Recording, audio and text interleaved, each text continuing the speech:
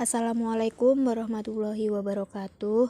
Perkenalkan, nama saya Jevin Tri Utami, kelas 12 IPA 2 dari SMA Negeri 11 Kabupaten Tebo. Baik, di sini saya akan sedikit menjelaskan materi sejarah Indonesia tentang politik luar negeri bebas aktif dan pelaksanaannya. 1. Lahirnya politik luar negeri bebas aktif. Setelah kemerdekaan 17 Agustus 1945, Indonesia belum memiliki rumusan bentuk politik luar negerinya. Akan tetapi, pada masa tersebut politik luar negeri Indonesia sudah memiliki landasan operasional yang jelas, yaitu hanya mengonsentrasikan diri pada 3 sasaran utama, yaitu pertama, memperoleh pengakuan internasional terhadap kemerdekaan Republik Indonesia, yang kedua, mempertahankan kemerdekaan Republik Indonesia dari segala usaha Belanda untuk kembali bercokol di Indonesia. Ketiga, mengusahakan serangkaian diplomasi untuk penyelesaian sengketa di Indonesia Belanda melalui negosiasi dan akomodasi kepentingan dengan menggunakan bantuan negara ketiga dalam bentuk good office ataupun mediasi, dan juga menggunakan jalur Perserikatan Bangsa-Bangsa atau PBB. Sesuai dengan sasaran utama kebijakan politik luar negeri sebagaimana disebut di atas, maka Indonesia harus berusaha memperkuat kekuatan diplomasinya dengan menarik simpati negara-negara lain. Selanjutnya, dalam Perang Dingin antara Blok Barat dan Blok Timur, Indonesia tidak memihak kepada salah satu blok. Nah, di sini dalam Perang Dingin yang sedang berkecambuk antara Blok Amerika Barat dengan Blok Uni Soviet Timur, pada masa awal berdirinya negara Indonesia, Indonesia memilih sikap tidak memihak kepada salah satu blok yang ada. Hal ini untuk pertama kali diuraikan Syahrir yang pada waktu itu menjabat sebagai Perdana Menteri di dalam pidatonya pada Inter-ASEAN Relation Conference di New Delhi pada tanggal 23 Maret sampai 2 April 1947. Dalam pidatonya tersebut, Syahrir mengajak bangsa-bangsa Asia untuk bersatu atas dasar kepentingan bersama demi tercapainya perdamaian dunia, yang hanya bisa dicapai dengan cara hidup berdampingan secara damai antar bangsa serta menguatkan ikatan antara bangsa ataupun ras yang ada di dunia. Dengan demikian, di dalam Perang Dingin antara Amerika Serikat dan Uni Soviet yang memecah belah persatuan, sikap tidak memihak adalah sikap yang paling tepat untuk menciptakan perdamaian dunia atau paling tidak meredakan Perang Dingin tersebut. Selanjutnya, kepentingan nasional Indonesia, yaitu mencari dukungan dunia internasional terhadap kemerdekaan. Keinginan Indonesia pada awal kemerdekaan untuk tidak memihak dalam Perang Dingin tersebut, selain untuk meredakan ketegangan yang ada, juga dilatar belakangi oleh kepentingan nasional Indonesia saat ini, yaitu mencari dukungan dunia internasional terhadap perjuangan kemerdekaannya. Oleh karena itu, keterikatan pada salah satu kubu atau blok yang belum tentu akan mendatangkan keuntungan bagi perjuangan kemerdekaannya, karena pada waktu itu negara-negara dari blok barat atau Amerika masih ragu untuk mendukung perjuangan kemerdekaan Indonesia menghadapi Belanda yang juga termasuk salah satu dari blok barat. Di lain pihak, para pemimpin Indonesia saat itu juga masih ragu dan belum dapat memastikan apa tujuan sebenarnya dari dukungan yang diberikan kepada negara blok timur terhadap perjuangan kemerdekaan Indonesia di forum PBB. Selanjutnya, Indonesia tidak berniat untuk menciptakan blok baru ataupun ikut campur dengan suatu blok ketiga. Dan pada bulan September 1948, Indonesia menganut politik luar negeri bebas aktif. Nah, di sini sejak Muhammad Hatta menyampaikan pidatonya berjudul Mendayung Antara Dua Karang di depan sidang BPKNIP pada bulan September 1948, Indonesia menganut politik luar negeri bebas aktif yang dipahami sebagai sikap dasar Indonesia yang menolak masuk dalam salah satu blok negara-negara superpower, menentang pembangunan pangkalan militer asing di dalam negeri, serta menolak terlibat dalam fakta pertahanan negara-negara besar. Namun Indonesia tetap berusaha aktif terlibat dalam setiap upaya meredakan ketegangan di dunia internasional atau berada di dalam pembukaan Undang-Undang Dasar 1945. Politik luar negeri Republik Indonesia yang bebas dan aktif itu dapat diartikan sebagai kebijaksanaan dan tindakan yang diambil atau sengaja tidak diambil oleh pemerintahan dalam hubungannya dengan negara-negara asing atau organisasi-organisasi internasional dan regional yang diarahkan untuk tercapainya tujuan nasional bangsa. Politik luar negeri bebas aktif inilah yang kemudian menjadi prinsip dalam pelaksanaan politik luar negeri Indonesia pada masa pemerintahan selanjutnya. Oke, selanjutnya kita masuk ke poin 2. Politik luar negeri Indonesia masa demokrasi parlementer tahun 1950 sampai 1959. Pada masa ini, politik luar negeri dan diplomasi Indonesia menentang segala macam bentuk penjajahan di atas dunia. Usaha dekolonisasi yang dilakukan oleh pihak Belanda dan sekutu membuat Indonesia memberikan perhatian ekstra pada bagaimana mempertahankan kemerdekaan yang telah digapai dan diproklamasikan pada 17 Agustus 1945. Indonesia dituntut untuk cerdas dalam menentukan strategi agar kemerdekaan yang telah diraih tidak sia-sia. Untuk selanjutnya, pada awal itu Indonesia berusaha keras untuk mendapatkan pengakuan dunia internasional dengan cara diplomasi. Keberhasilan Indonesia mendapatkan pengakuan dunia internasional melalui meja perundingan ini menjadi titik tolak dari perjuangan diplomasi Indonesia mencapai kepentingannya. Sejak pertengahan tahun 1950-an, Indonesia telah memprakarsai dan mengambil sejumlah kebijakan luar negeri yang sangat penting dan monumental, seperti Konferensi Asia Afrika di Bandung pada tahun 1955. Konsep politik luar negeri Indonesia yang bebas aktif merupakan gambaran dan usaha Indonesia untuk membantu terwujudnya perdamaian dunia. Salah satu implementasinya adalah keikutsertaan Indonesia dalam bentuk solidaritas bangsa-bangsa yang baru merdeka dalam Forum Gerakan Non-Blok atau GNB. Forum ini merupakan refleksi atas terbaginya dunia menjadi dua kekuatan besar, yakni Blok Barat atau Amerika Serikat dan Blok Timur atau Uni Soviet. Konsep politik luar negeri yang bebas aktif ini berusaha membantu bangsa-bangsa di dunia yang belum terlepas dari belenggu penjajahan. Lanjut poin ketiga, politik luar negeri Indonesia masa demokrasi terpimpin pada tahun 1959 sampai 1965. Politik luar negeri Indonesia bersifat high profile, anti-imperialisme dan kolonialisme. Pada masa demokrasi terpimpin 1959 sampai 1965, politik luar negeri Indonesia bersifat high profile yang diwarnai sikap anti-imperialisme dan kolonialisme yang tegas dan cenderung bersifat konfrontatif. Pada era itu, kepentingan nasional Indonesia adalah pengakuan kedaulatan politik dan pembentukan identitas bangsa atau nasional karakter building. Kepentingan nasional itu diterjemahkan dalam suatu kebijakan luar negeri yang bertujuan untuk mencari dukungan internasional terhadap eksistensi Indonesia sebagai bangsa dan negara yang merdeka dan berdaulat, sekaligus menunjukkan karakter atau identitas bangsa Indonesia pada bangsa-bangsa lain di dunia internasional. Selanjutnya terjadi pergeseran arah politik luar negeri Indonesia, yakni condong ke blok komunikasi.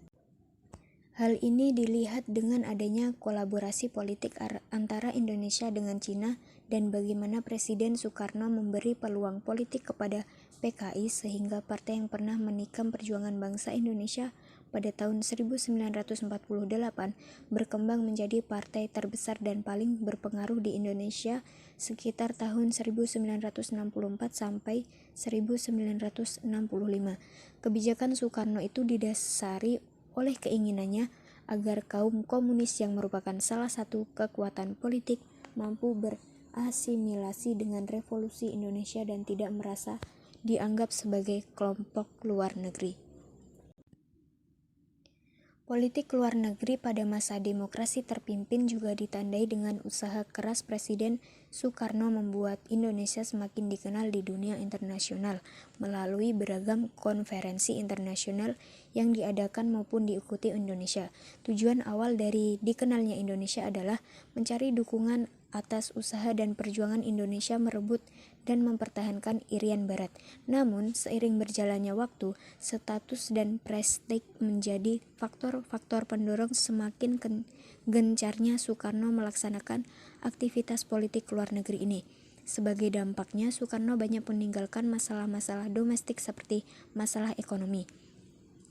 Soekarno beranggapan bahwa pertumbuhan ekonomi pada fase awal berdirinya suatu negara adalah hal yang tidak terlalu penting. Ia beranggapan bahwa pemusnahan pengaruh-pengaruh asing baik itu dalam segi politik, ekonomi maupun budaya adalah hal-hal yang harus diutamakan dibandingkan dengan pertumbuhan ekonomi domestik. Soekarno dengan gencar melancarkan politik luar negeri aktif namun tidak diimbangi dengan kondisi perekonomian dalam negeri yang pada kenyataannya morat-marit akibat inflasi yang terjadi secara terus-menerus. Penghasilan negara merosot sedangkan pengeluaran untuk proyek-proyek politik mercusuar seperti Ganevo dan Konevo telah membengkak. Hal inilah yang pada akhirnya menjadi salah satu penyebab krisis politik dan ekonomi Indonesia pada masa akhir pemerintahan demokrasi terpimpin. Ketidaksukaan Presiden Soekarno terhadap imperialisme karena dalam kenyataannya sebagian dari bangsa dan negara Indonesia masih dikuasai Belanda, yakni Irian Barat yang sekarang menjadi Papua. Setelah jalan diplomasi selalu mengalami kegagalan, maka Soekarno memutuskan akan merebut kembali Irian Barat dengan kekuatan bersenjata. Melihat kesungguhan Indonesia, sikap Amerika Serikat yang kemudian berubah membantu Indonesia, terutama setelah Indonesia memperoleh bantuan persenjataan dari Uni Soviet guna mendapatkan kembali Irian Barat. Taktik konfrontatif ini kemudian digunakan kembali oleh Soekarno ketika terjadi konfrontasi antara Indonesia dan Malaysia akibat pembentukan negara Federasi Malaysia yang dianggap oleh Indonesia sebagai produk nekolim atau neokolonialisme dan imperialisme. Puncak ketegangan terjadi ketika Malaysia ditetapkan sebagai anggota tidak tetap Dewan Keamanan PBB. Hal ini menyulut kemarahan Indonesia hingga akhirnya pada 15 September 1965 Indonesia menyatakan keluar dari PBB karena Soekarno beranggapan bahwa PBB berpihak pada blok barat. Mundurnya Indonesia dari PBB berujung pada terhambatnya pembangunan dan modernisasi Indonesia karena menjauhnya Indonesia dari pergaulan internasional. Masuk ke poin 4, politik luar negeri Indonesia pada masa Orde Baru. Pada masa awal Orde Baru terjadi perubahan pada pola hubungan luar negeri Indonesia dalam segala bidang. Pada masa pemerintahan Soeharto, Indonesia lebih memfokuskan pada pembangunan sektor ekonomi. Pembangunan ekonomi tidak dapat dilaksanakan secara baik tanpa adanya stabilitas politik keamanan dalam negeri maupun di tingkat regional. Pemikiran inilah yang mendasari Presiden Soeharto mengambil beberapa langkah kebijakan politik luar negeri atau POLUGRI, yakni membangun hubungan yang baik dengan pihak-pihak Barat dan Good Neighborhood Policy melalui Association South East Asian Nation atau ASEAN. Titik berat pembangunan jangka panjang Indonesia saat itu adalah pembangunan ekonomi untuk mencapai struktur ekonomi yang seimbang dan terpenuhinya kebutuhan pokok rakyat. Pada dasawarsa abad yang akan datang, tujuan utama politik luar negeri Soeharto pada awal penerapan New Order atau tatanan baru adalah untuk memobilisasi sumber dana internasional demi membantu rehabilitasi ekonomi negara dan pembangunan, serta untuk menjamin lingkungan regional yang aman yang memudahkan Indonesia untuk berkonsentrasi pada agenda domestiknya.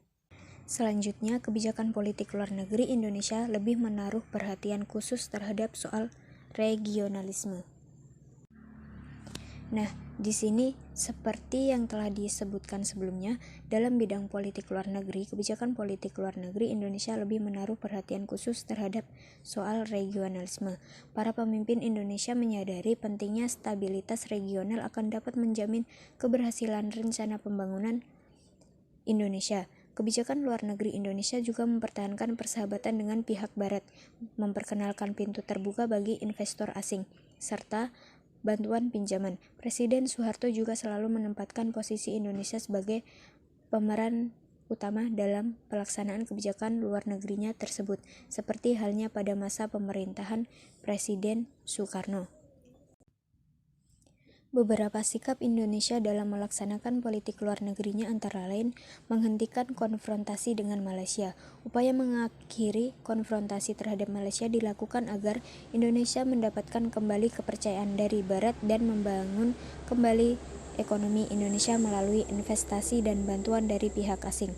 Tindakan ini juga dilakukan untuk menunjukkan pada dunia bahwa Indonesia meninggalkan kebijakan luar negerinya yang agresif.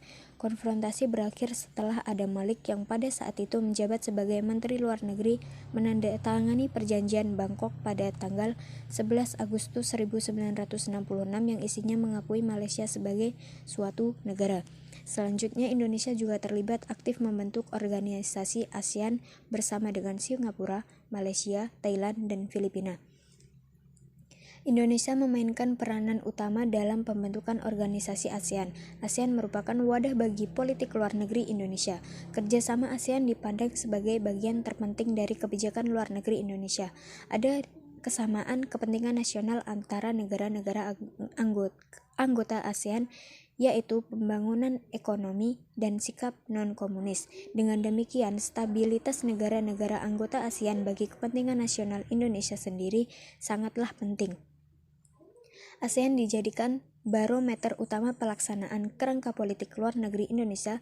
Berbagai kebutuhan masyarakat Indonesia coba difasilitasi dan dicarikan solusinya dalam forum regional ini. Pemerintahan Soeharto mencoba membangun Indonesia sebagai salah satu negara industri baru di kawasan Asia Tenggara, sehingga pernah disejajarkan dengan Korea Selatan, Taiwan, dan Thailand sebagai macam-macam Asia baru. Di samping itu, politik luar negeri Indonesia dalam forum ASEAN juga membentuk citra positif Indonesia sebagai salah satu negara yang paling demokratis dan sangat layak bagi investasi industri. Presiden Soeharto juga memakai kerjasama ekonomi Asia Pasifik atau APEC untuk memproyeksi posisi kepemimpinan Indonesia. Pada awalnya, Indonesia tidak setuju dengan APEC. Kekhawatiran itu didasarkan pada ketidakmampuan Indonesia menghadapi liberalisasi perdagangan. Kekhawatiran lainnya adalah kehadiran APEC dapat mengikis kerjasama antara negara-negara ASEAN. Setelah berakhirnya Perang Dingin, Indonesia mengubah pandangannya terhadap APEC. Faktor pendorongnya antara lain adalah karena Indonesia menjadi ketua pertemuan APEC selanjutnya. Keberhasilan Indonesia menjadi ketua pertemuan APEC dan juga keberhasilan menjadi ketua gerakan non-blok 10 pada tahun 1992. Setidaknya memberikan pengakuan bahwa Indonesia adalah salah satu pemimpin internasional. Selain ASEAN, keterlibatan Indonesia dalam bentuk kondisi perekonomian global yang stabil dan kondusif serta memaksimalkan kepentingan nasional. Indonesia juga termasuk sebagai anggota negara produsen dan penghasilan minyak dalam OPEC. OPEC menjadi barometer pelaksanaan kebijakan luar negeri Indonesia dalam hal stabilitas perekonomian Indonesia. Kepemimpinan Soeharto secara umum punya karakteristik yang berbeda dengan pendahulunya. Di paruh pertama kepemimpinannya, dia cenderung adaptif dan low profile, dan pada paruh terakhir kepemimpinannya sejak 1983, Soeharto mengubah gaya kepemimpinannya menjadi high profile. Gayanya tersebut mempengaruhi pilihan-pilihan politik luar negerinya yang pada kenyataannya tidak dapat dilepaskan dari kondisi politik, ekonomi, dan keamanan dalam negara Indonesia. Dengan nilai ingin menyejahterakan bangsa, Soeharto mengambil gaya represif atau di dalam negeri dan akomodatif di luar negeri. Masuk ke poin kelima, politik luar negeri Indonesia era reformasi. Orientasi politik luar negeri Indonesia di awal reformasi masih sangat dipengaruhi oleh kondisi domestik akibat krisis multidimensi dan transisi pemerintahan. Perhatian utama politik luar negeri Indonesia diarahkan pada upaya pemulihan kembali kepercayaan dunia internasional terhadap Indonesia serta memulihkan perekonomian nasional. politik luar negeri Indonesia saat itu lebih banyak dipengaruhi oleh perkembangan politik domestik daripada politik internasional.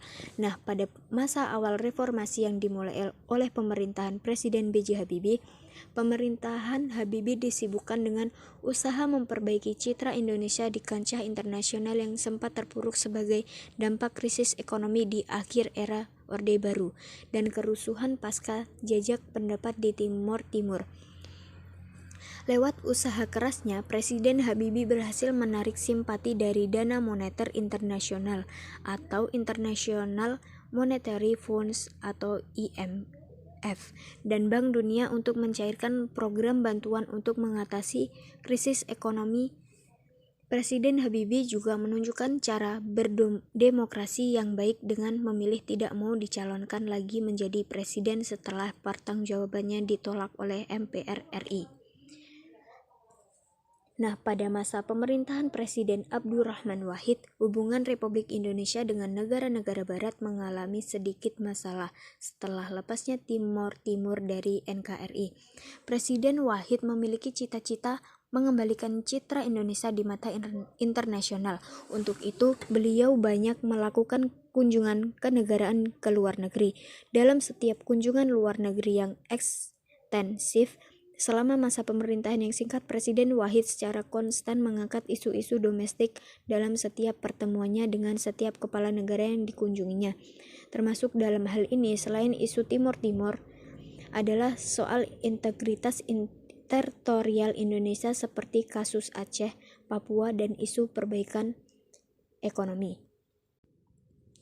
Diplomasi di era pemerintahan Abdurrahman Wahid dalam konteks kepentingan nasional selain mencari dukungan pemulihan ekonomi, rangkaian kunjungan ke mancanegara diarahkan pula pada upaya-upaya menarik dukungan mengatasi konflik domestik, mempertahankan integritas teritorial Indonesia, dan hal yang tak kalah penting adalah demokratisasi melalui proses peran militer agar kembali ke peran profesional. Ancaman terhadap disintegrasi nasional di era Presiden Wahid menjadi kepentingan nasional yang sangat mendesak dan menjadi prioritas. Akan tetapi, kebijakan politiknya itu ternyata dinilai oleh beberapa kekuatan politik dalam negeri sebagai kelemahan, terutama dalam menghadapi masalah disintegrasi dan konflik-konflik horizontal yang terjadi di beberapa daerah Indonesia. Faktor-faktor semacam inilah yang menjadi salah satu penyebab pada awal tahun 2001 munculnya desakan dari DPR MPR RI agar Presiden Abdurrahman Wahid meletakkan jabatan selaku Presiden Republik Indonesia. Setelah Presiden Abdurrahman Wahid turun dari jabatannya, Megawati dilantik menjadi presiden perempuan pertama di Indonesia pada tanggal 23 Juli 2001. Pada awal pemerintahannya, suasana politik dan keamanan dalam negeri menjadi agak lebih kondusif. Situasi ekonomi Indonesia mulai membaik ditandai dengan nilai tukar rupiah yang stabil. Belajar dari pemerintahan sebelumnya, Presiden Megawati lebih memperhatikan dan mempertimbangkan peran DPR dalam penentuan kebijakan luar negeri dan diplomasi seperti diamanatkan dalam Undang-Undang Dasar 1945. Presiden Megawati juga lebih memprioritaskan kunjungannya mendatangi wilayah-wilayah konflik di tanah air seperti Aceh, Maluku, Irian Jaya, Kalimantan Selatan, dan Timor Barat. Pada era pemerintahan Megawati, disintegrasi nasional masih menjadi ancaman bagi keutuhan teritorial. Selain itu, pada masa pemerintahan Megawati juga terjadi serangkaian ledakan bom di tanah air, sehingga dapat dipahami jika isu terorisme menjadi perhatian serius bagi pemerintahan Megawati. Pada pemilihan umum tahun 2004 yang merupakan pemilihan presiden secara langsung oleh masyarakat, Susilo Bambang Yudhoyono atau SBY terpilih menjadi presiden mengalahkan Megawati. Ia dilantik menjadi Presiden Republik Indonesia ke-6 pada 20 Oktober 2004. Selama era kepemimpinannya, SBY berhasil mengubah citra Indonesia dan menarik banyak investasi asing dengan menjalin berbagai kerjasama dengan banyak negara pada masa pemerintahannya. Perubahan-perubahan global pun dijadikannya sebagai peluang. Politik luar negeri Indonesia di masa pemerintahan SBY diumpamakan dengan istilah mengarungi lautan bergelombang, bahkan menjembatani dua karang. Hal tersebut dapat dilihat dengan berbagai inisiatif Indonesia untuk menjembatani pihak-pihak yang sedang bermasalah. Indonesia berhubungan baik dengan negara maupun sejauh memberikan manfaat bagi Indonesia. Nah, di sini ada pun ciri politik luar negeri Indonesia pada masa pemerintahan SBY, yaitu pertama, terbentuknya kemitraan strategis dengan negara-negara lain, yaitu Jepang, Cina, India, dan lain-lain.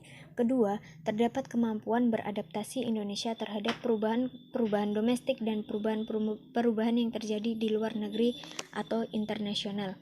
Ketiga, bersifat pragmatis, kreatif, dan oportunis. Artinya Indonesia mencoba menjalin hubungan dengan siapa saja, baik negara, organisasi internasional ataupun perusahaan multinasional yang bersedia membantu Indonesia dan menguntungkan pihak Indonesia. Yang keempat, konsep trust, yaitu membangun kepercayaan terhadap dunia internasional. Prinsip-prinsip dalam konsep trust adalah unity, harmony, security, leadership, prosperity. Prinsip-prinsip dalam konsep trust inilah yang menjadi sasaran politik luar negeri Indonesia di tahun 2008 dan selanjutnya. Demikianlah materi sejarah yang bisa saya sampaikan. Saya akhiri. Wassalamualaikum warahmatullahi wabarakatuh.